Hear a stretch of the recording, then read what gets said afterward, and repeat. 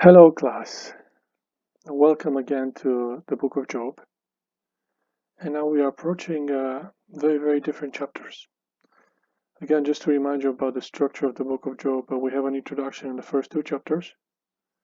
Then we have a lament of Job that we just looked at in chapter 3. But now we're approaching perhaps what we can say the main section of the book, which is a bunch of dialogues. And the dialogue, of course, is between Job and his three friends, and this is a section that lasts from 4 to 27, after which we have a poem on wisdom in 28, and we will be looking at that. And then 29 to 31 is more of a monologue when Job is kind of talking to himself and to God, but he's not talking, doesn't seem to be talking anymore to his friends. Then from 32 to 37, we're going to have a new person jump in, that's going to be Elihu. And then there's the reply of God, and then of course then we have the epilogue. But now we're moving in a major section, and chapter starts in chapter 4. And as you prepare and write in your journal during this section, make sure that you are jotting down some of the arguments of Job's friends. How are Job's friends arguing? So keep that in mind, and pay special attention to that. But let's look now at chapter 4. And notice how chapter 4 starts, and we're familiar with this formula more or less. Vaya'an Eliphaz HaTemani Vayomar. So basically, literally, Eliphaz the Temanite answered and then said. So we have a very literal translation in the ESV. Of course, a question that comes to mind is, who is this Eliphaz the Temanite? And it's not easy to answer these questions, who these people are, because they're not mentioned anywhere else in the Bible, but some of these names do appear in the Bible, and if you look especially in the book of Genesis, we have especially the name of Eliphaz, who appears in quite a few verses actually in the book of Genesis, and he also appears in the book of Chronicles, which basically Chronicles is looking back to Genesis, so it's very similar. But it seems to, again, if we look at Eliphaz, it seems there's connection with Esau, there's connection with Edom. And of course, we also, if we look at Teman, if we look at the city of Teman, came to be the name of a prominent city actually in the area of Edom, southeast of the Dead Sea. So it's possible that we're dealing here with a person who comes from Edom. And again, just to remind you, the Edomites were renowned for their wisdom. But we're talking about a journey of about 100 miles, about 160 kilometers. It's interesting if you look at all these people, the old Greek takes all the French to be royalty. But again, there's no evidence for that elsewhere in the Bible or even outside evidence, so keep that in mind. We do not know what the name means, but there are some analogies from a Sarphite inscription which may explain the name as God is victor, or maybe God is pure or shining. Again, so we're looking at the person who's coming from the south near Edom. But more important is what he's saying, and let's focus now on what he's saying. And notice how he starts his speech in chapter 4, verse 2.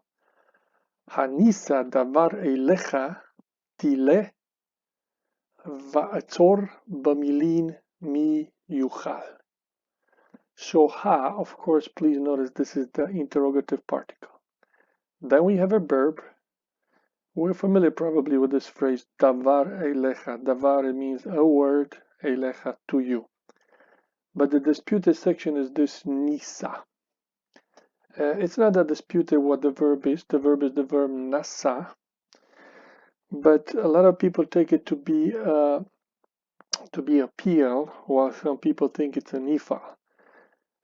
However, usually it's understood as to venture a word. Notice this translation. To venture a word, or to try to speak. Probably this is a little bit more flowing. To try to speak. Septuagint, has thou been often spoken to in distress, seem to understand it completely different. But in general, the meaning seems to be if one ventures a word with you. And again, of course, it's a perfect. Notice the explanation. This is what we have here. So notice that Nifal translation, it's usually to venture. So that's if one ventures, basically if one tries a word with you. And indeed it includes this section, as you can see, job 4.2. But again, it is disputed. Some take it as a PL, and that is certainly possible.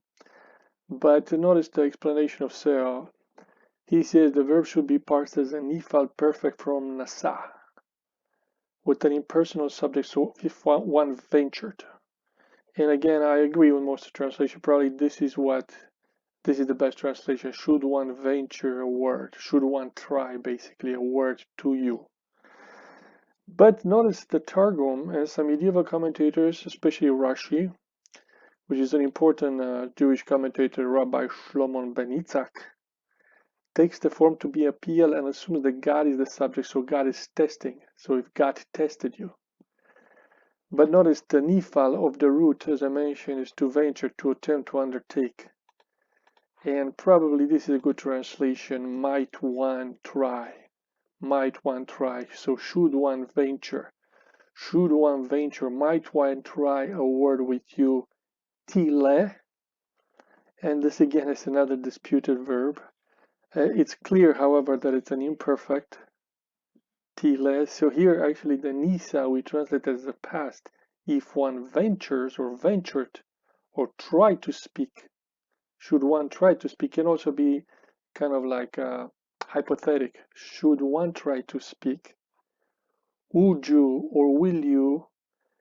And here again, we notice that people disagree on translation. Notice here, be impatient, exhausted, be grieved, be in distress.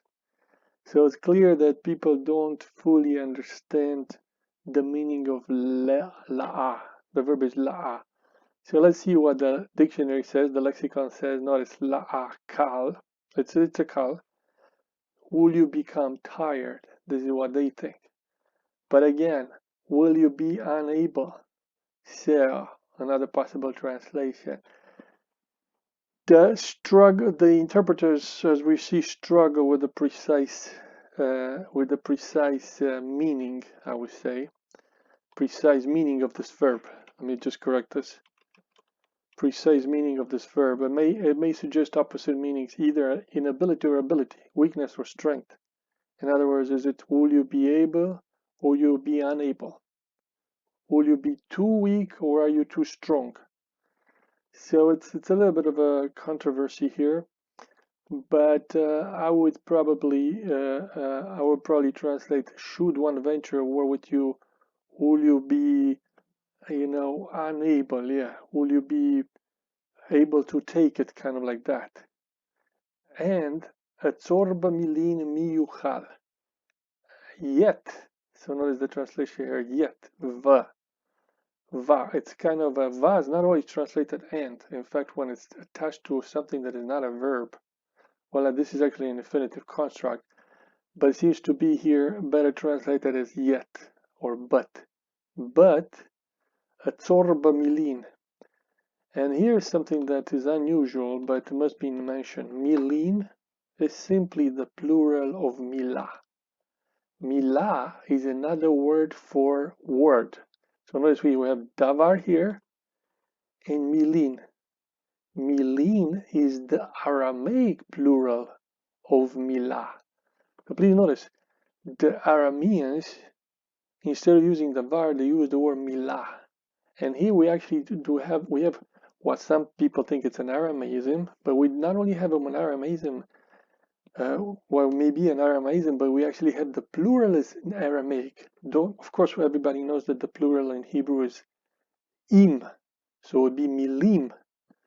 But here we have what could be an Aramaic word. It's also an Aramaic plural. I would say that it's difficult to say if this is an Aramaism.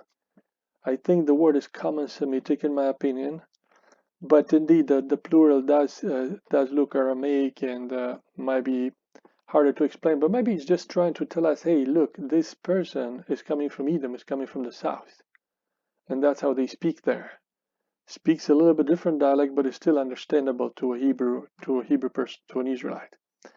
So, and in any case, but atzor means to restrain, and it's an infinitive construct. But to refrain from words, Who is able? Yuchal. Who is able? So it's a rhetorical question, meaning no one is able. I cannot restrain my words. I have to speak. The question is, can you take it? Tile. Can you take it? Can you take this? Are you strong enough to take my words? I think that's what it's trying to say. So again, you might want to look at the meaning of a Torah, but it's basically to refrain. If you can, to hold back, to refrain. It appears a few times in Job, if you can see here. So take a special look at that, and this is how he opens up, and then he moves on to the next verses, to the next verse. We're going to go now to the next verse. Just trying to arrange this a little bit better. So we're moving now to verses 3 and 4. I'm going to try to look at two verses at the same time. And notice now, he continues like this. Hine isarta rabim. Literally, hine, behold, you have instructed Yasar, of course, PL. You have instructed rabim simply means many. V'yadayim rafot t'chazik. And yadayim, notice of course it's yad, hand, but it's a dual. Hands, rafot. Rafot simply means weak. Rafot, plural. So weak hands, t'chazik. Again, notice the use of what looks like an imperfect form with the past. So you instructed as a cal perfect. It's a PL perfect, but now we have a PL imperfect translated as a past. So you instructed and you strengthen, chazak. Of course, we're familiar with this verb chazak, to strengthen. We have the name Chizkiel, Hezekiel. The Lord is my strength, or the Lord strengthens me, or God strengthens me, Hezekiel, chazak. And the weak hand you strengthen in the past. Now it continues, koshel yakimun milecha u virkayim koreot ta'ametz. So notice what happened, koshel. Oh, this is the koshel. This is koshel is of course it's a form that looks like a cal active participle. Koshel, one basically who is one who's stumbling. So the one who's stumbling, yakimun milecha, your words basically raised or made firm. Here we have the verb kum that we're familiar with, to arise, but it's the he feel form. So basically the koshel, your words, notice again the word milah, again the plural could be milim, and it appears I think both milim and milin, again plural ending, Aramaic and Hebrew, but here is your words, basically sustained or made firm the one who was stumbling. And birkayim, again dual, we're dealing with dual, hands is dual, so we have an ending ayim. Here is also dual ayim. Birkayim again refers to, I know you might think it's connected to the word barach, to bless, and maybe it is, but of course it's a completely different noun. It means here knees, and knees basically which were feeble, korot, ta'ametz, again, t'chazek, ta'ametz are most synonyms. You strengthened, you made firm, you strengthened, but it's almost the same meaning, chazak and amatz. Again, we have here, as you see, the doubling and the shiva under the prefix. These are both PLs. So this is why you have been. This is Job, who you were. You instructed many. You strengthened the weak hand, right? You kind of, you kind of made firm the feeble knees.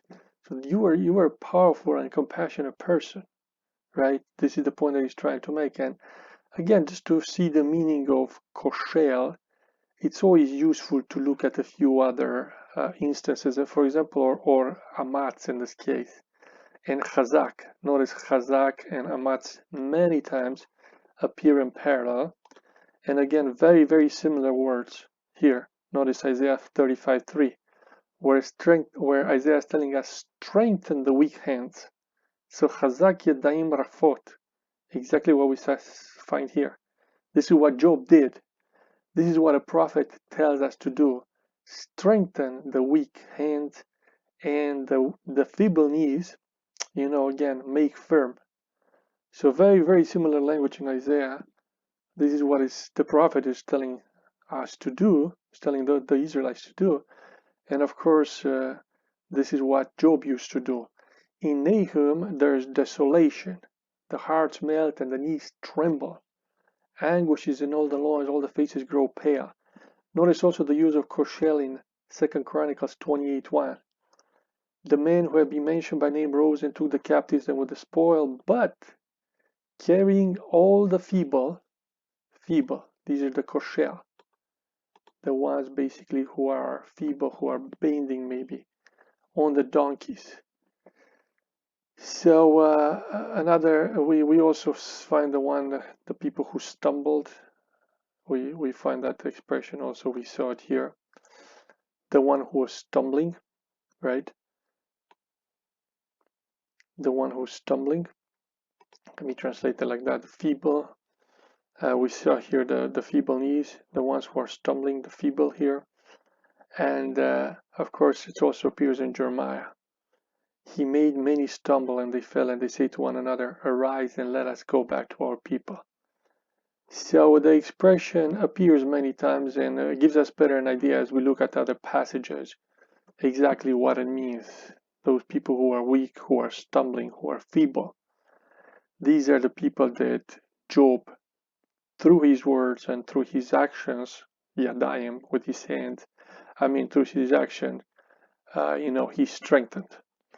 This is what we find. But then we move to 4, 5, 6.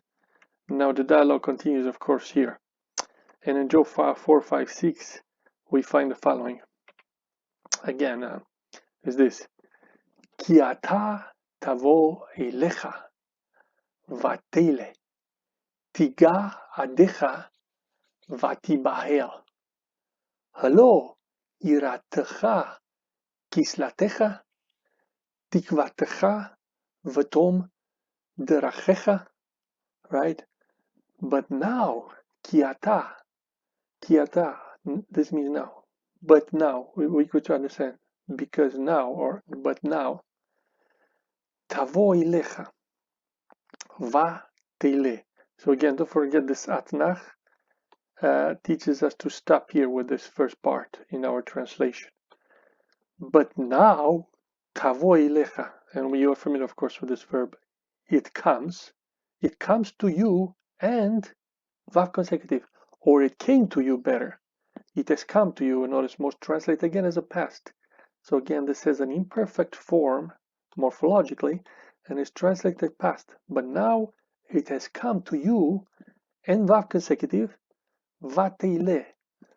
Here I should not have made this red, and I'm going to make it back black, because the verb is la'a again, la'a. And basically, again, you are unable, or some say you are impatient. You are unable, I think is a better translation, or notice some other, you fainted, you faint. Another possible translation, and you are troubled, or you are impatient. I think it probably is better to translate unable. And again, it's a kal. Don't be deceived by this te. It should be t. The reason it's te is because of the atnach. The atnach causes the chirek to lengthen to a tzere, but it should be tile, it's a kal. So again, if you look at a kal, probably the better translation is, now it has come upon you and you are unable. Tiga adecha v'tibahel. Tiga, of course, is from the verb naga, to touch. We've seen it actually in the previous chapter. Now it has touched you. Now it touches you, and you adecha, and you are terrified. Again, we've seen this looks like a nifal from Bahal, and you are dismayed, or you are terrified. You are dismayed, notice that translation, or troubled. Dismayed, I think it's better, it's a stronger.